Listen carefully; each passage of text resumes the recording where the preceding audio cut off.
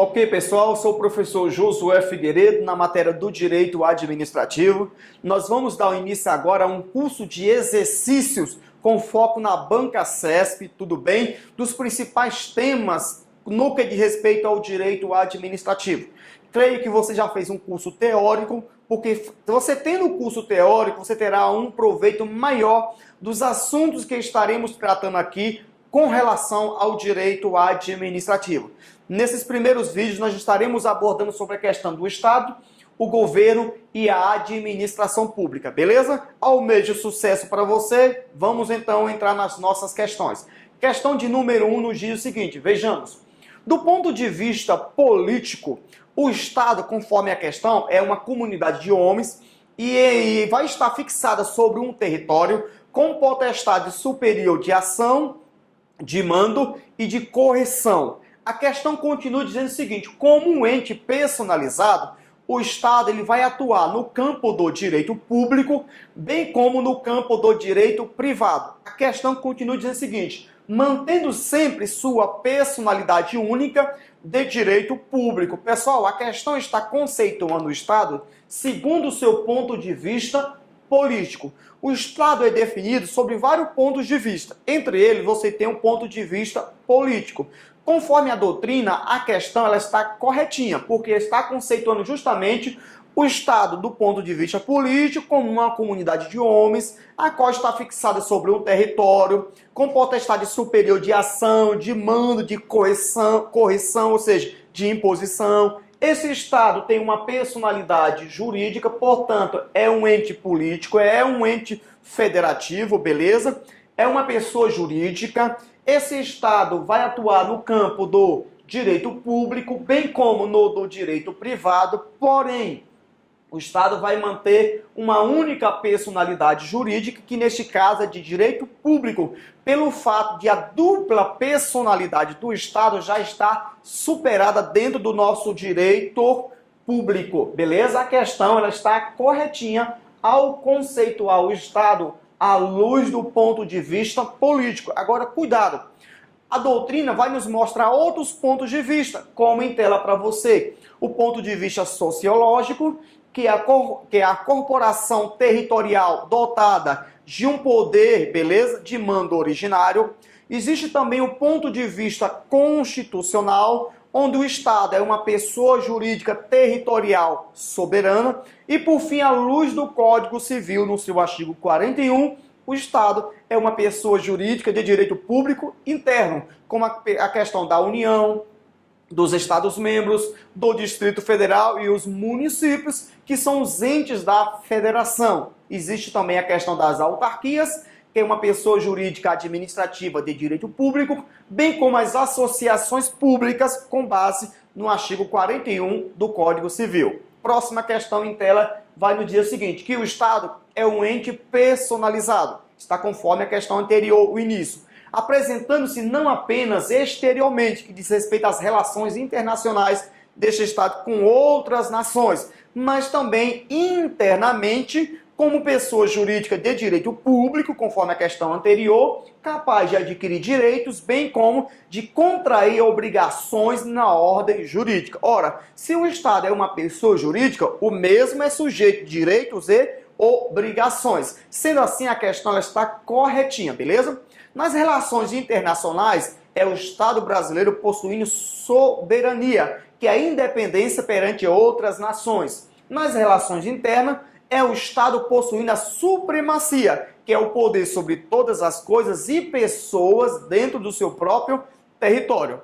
Vamos para a questão de número 3, a qual nos diz o seguinte, que o Estado Federal brasileiro ele é integrado pela União, pelos Estados-membros e pelo Distrito Federal, mas não pelos municípios, que, à luz da Constituição Federal, desfrutam, ou seja, os municípios vão desfrutar de autonomia administrativa, mas os municípios não vão desfrutar de uma autonomia financeira e nem a legislativa. Pessoal, essa questão ela está em desacordo com a Constituição Federal, beleza? Vai em contraposição àquilo que está redigido dentro da Constituição Federal, no seu artigo 1º, bem como o artigo 18, caput. O artigo 1º nos diz o seguinte, que a República Federativa do Brasil, essa república, ela é formada pela União, pelos estados, pelo Distrito Federal e pelos municípios. Melhor, vamos lá, deixa eu voltar novamente. O artigo 1º vai dizer o seguinte, a República Federativa do Brasil, formada pela união indissolúvel dos estados, dos municípios e do Distrito Federal, beleza? Agora, o artigo 18, ele é completo.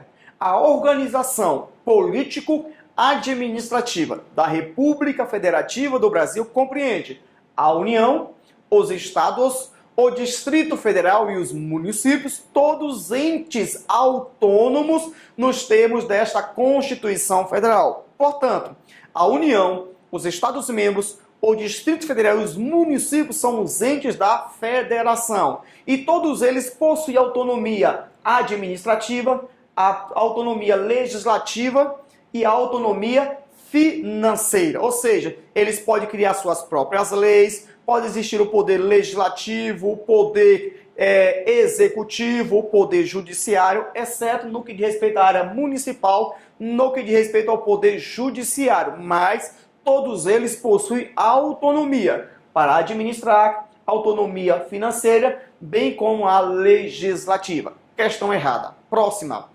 A questão 4, bem como a 5, vai nos dizer da seguinte forma. Primeiro, o Estado é um ente despersonalizado. Ora, nós sabemos que o Estado é uma pessoa jurídica de direito público. Portanto, o Estado não é despersonalizado. O Estado é um ente personalizado. Beleza? A questão, então, ela está errada. Questão 5 vai nos dizer que república é a forma de governo em que o povo governa no interesse do povo. A questão está tratando sobre a forma pela qual o Estado Federal Brasileiro ou a República Federativa do Brasil está organizada. A questão está correta.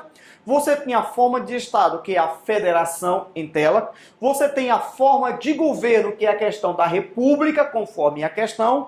Você tem um sistema de governo, que no nosso caso aqui é o presidencialismo. E por fim você tem o regime de governo, que é a questão da democracia. Ok? Questões corretas, ou melhor, a 4 está errada, a 5 está correta. Vamos prosseguir. Mais duas questões em tela para você. A questão 6 nos diz o seguinte. No Brasil, vigora um sistema de governo em que as funções de chefe de Estado e de chefe de governo não são concentradas na pessoa do chefe do poder executivo. A questão ela está errada, beleza? Conforme a doutrina. Você vai observar na União que o presidente da República ele vai acumular as competências ou as funções de chefe de Estado, representando a República Federativa do Brasil perante outras nações, bem como chefe de governo, tudo bem? Dentro da sua área territorial. Agora, cuidado, que os manuais de direito constitucional também vão nos informar que, além da função de chefe de Estado e chefe de governo, o presidente da República também pode acumular a função de chefe da administração pública, beleza? Questão 6, ela está errada. A 7 nos diz o seguinte, a existência do Estado pode ser mensurada, ou seja, pode ser medida pela forma organizada com que são exercidas as atividades executivas, a legislativa e a judicial. Perfeita questão. Está tratando da organização estrutural do Estado Federal Brasileiro, os quais existem, no qual o Estado existe 3 poderes que são independentes e harmônicos entre si. O legislativo, o executivo, bem como o judiciário, com base no artigo 2º da Constituição Federal, beleza? Muito bem, a questão de número 8 vai nos dizer o seguinte, que a soberania é o elemento indispensável do conceito de Estado Nacional, garantia de sua autodeterminação. A questão ela está correta. Entre os elementos que vão formar o conceito de Estado, você tem o governo ou o governo soberano. A questão está tratando da soberania, que é uma autoridade superior que não pode ser limitada por nenhum outro poder, beleza? Tá aí as informações. O Estado Federal, o Estado Nacional possui soberania, conforme nós já falamos. Nas relações internacionais, o Estado brasileiro possui o quê? Uma soberania, que é a independência perante outras nações. E dentro da sua área territorial, o Estado Nacional ele vai possuir supremacia, que é o poder sobre todas as coisas e pessoas dentro do seu próprio território. Muito bem, nós vamos tratar agora, na questão 9 e 10, bem como outras questões, sobre os elementos formadores do conceito do Estado. Questão 9 nos diz o seguinte, que povo, território e governo compõem os três elementos constitutivos do conceito de Estado. A questão está corretinha, beleza? Você tem o povo, que é o elemento humano, a massa humana ou o componente humano. Você tem um território, que é a base física ou a base geográfica. E você se depara com o governo ou em outras questões, governo soberano, o qual vai conduzir, ok, vai traçar as diretrizes da área governamental, beleza? A próxima questão, que eu já coloquei ela aqui como errada, diz o seguinte: território e povo são elementos suficientes para a constituição de um Estado. A questão está errada justamente no termo suficiente, porque além do território e do povo, você vai se deparar com a questão do governo. Questão, então, de número 10, ela está errada. Muito bem. A questão em 11 nos diz o seguinte, que povo, território e governo soberano são elementos indissociáveis do conceito do Estado. Corretinha a questão, beleza? Próxima questão nos diz o seguinte, que o Estado é formado, ok? Por três elementos. Você tem o povo, você tem o território e você tem o governo soberano. Aí a questão aqui vai dar uma ênfase no último, constituindo este último o elemento condutor que exerce, que detém e exerce o poder absoluto de autodeterminação e a questão da auto-organização emanado do povo. A questão ela está corretinha, beleza? Este último diz respeito ao governo soberano. A Constituição Federal nos diz que todo o poder emana do povo, que o exerce por meio de representantes eleitos ou diretamente nos termos da Constituição Federal. Muito bem, vamos para as próximas questões. Antes tem aqui o que vem a ser a questão do governo, que é a atividade que vai fixar os objetivos do Estado ou que vai conduzir politicamente os negócios públicos. Vamos para a próxima questão. Questão 13, bem como a 14, a questão 13 nos diz que povo, território e governo soberano são elementos do Estado. Perfeita a questão. A 14 nos diz o seguinte, que os poderes do Estado são o legislativo, você tem o poder executivo, bem como, conforme a questão, o Ministério Público e o Judiciário, sendo este último, ou seja, o poder judiciário, sendo integrado pelo TJDFT. Pessoal, com base na Constituição Federal, no seu artigo 2º, a questão ela está errada, porque o Ministério Público não faz parte dos poderes independentes e harmônicos entre si. Muito bem, próxima questão, a questão de número 15. Vejamos o que ela vem nos informar. A Constituição Federal, diz o comando da questão, instituiu mecanismos, ou seja, criou mecanismos de freios e contrapesos, de modo a concretizar-se a harmonia, ou seja, a unicidade, a união entre os poderes. Você tem o legislativo, o executivo e o judiciário, como por exemplo, vai citar um exemplo, da possibilidade de que o poder judiciário declare a inconstitucionalidade das leis. A questão está nos mostrando sobre o controle que um poder vai exercer sobre o outro. Está conforme a doutrina a questão, beleza? Cuidado na questão dos freios e os contrapesos. Os poderes são independentes, mas existe uma harmonia entre os três poderes independentes da República Federativa do Brasil. Próxima questão nos diz o seguinte, o poder legislativo tem por função típica legislar, mas também ele exerce funções judiciais atípicas. Pessoal, cuidado com este tipo de questão, a qual está tratando da função típica, bem como atípica de cada poder da República Federativa do Brasil. Cada poder foi criado para exercer uma função típica. O poder legislativo foi criado para legislar, tipicamente falando, bem como também fiscalizar. O poder executivo foi criado tipicamente para administrar, e o poder judiciário tem por função típica a jurisdicional. Porém, cada poder vai exercer também uma função atípica, uma função secundária, ok? O poder legislativo, portanto, além da sua função típica, que é legislar, onde ele vai inovar no ordenamento jurídico, ele também pode exercer a função jurisdicional conforme o comando da questão. Sendo assim, ela está corretinha, tá bom? Como exemplo, você se depara com o artigo 52 da Constituição Federal, no seu inciso 1, que vai nos dizer que compete ao Senado Federal processar e julgar o presidente da República, bem como o vice, nos crimes de responsabilidade. Muito bem, duas questões em tela, a 17 e a 18. A 17 nos diz o seguinte, que o Poder Judiciário tem por função típica, ou tem por função judicial ou jurisdicional, representada pela aplicação coativa da lei aos litigantes, e nesse caso deve estabelecer regras para casos concretos. A questão ela está corretinha, porque o Poder Judiciário realmente tem por função típica a jurisdicional ou judicial, são termos sinônimos, tratando da função típica do Poder Judiciário, e nesse caso vai estabelecer regras para casos concretos. Tudo bem? Agora, cuidado!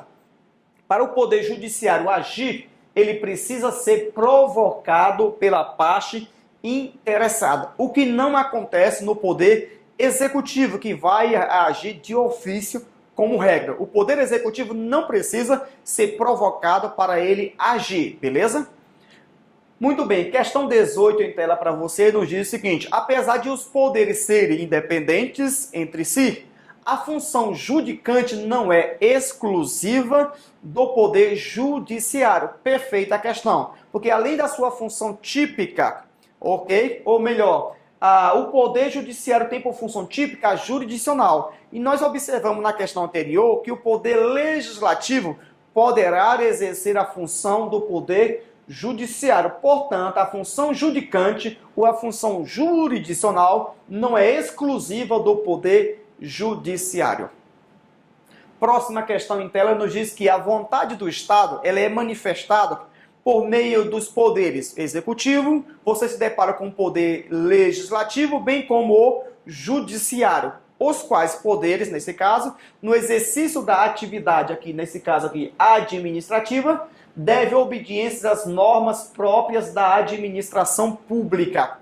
Todos os poderes vão exercer funções administrativas. E quando eles estiverem no exercício da função administrativa, os poderes são obrigados a obedecer às normas administrativas que estarão dentro da Constituição Federal. Como exemplo aqui você se depara com o artigo 37 caput, que vai nos dizer que a administração pública direta e indireta de qualquer dos poderes da União, dos Estados, do DF e dos municípios vão observar os princípios da legalidade, impessoalidade, moralidade, publicidade e o princípio da eficiência. Cabe salientar que o artigo 37 está tratando de questões administrativas e os três poderes, portanto, vão desempenhar funções administrativas. E nesse caso, eles precisam observar as normas constitucionais da administração pública.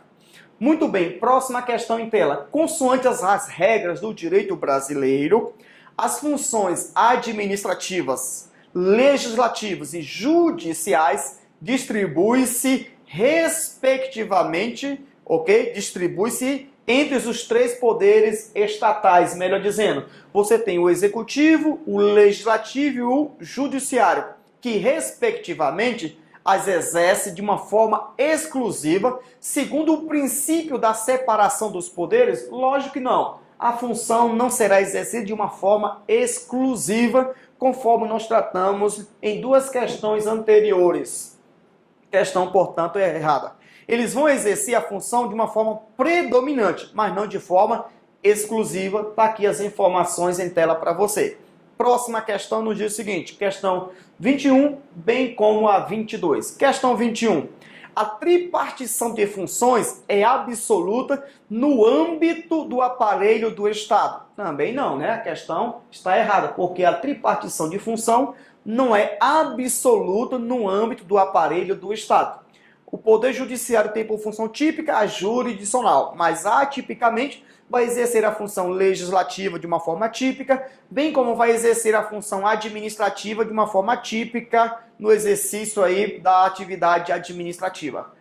Questão 22 diz o seguinte: a divisão de poderes no Estado, segundo a clássica teoria de Montesquieu, é adotada pelo ordenamento jurídico brasileiro com divisão absoluta de funções, o mesmo pensamento da questão 21. Portanto, tanto a 21 como a 22 estão erradas, porque as funções não são exercidas de uma forma exclusiva, não são exercidas de uma forma absoluta.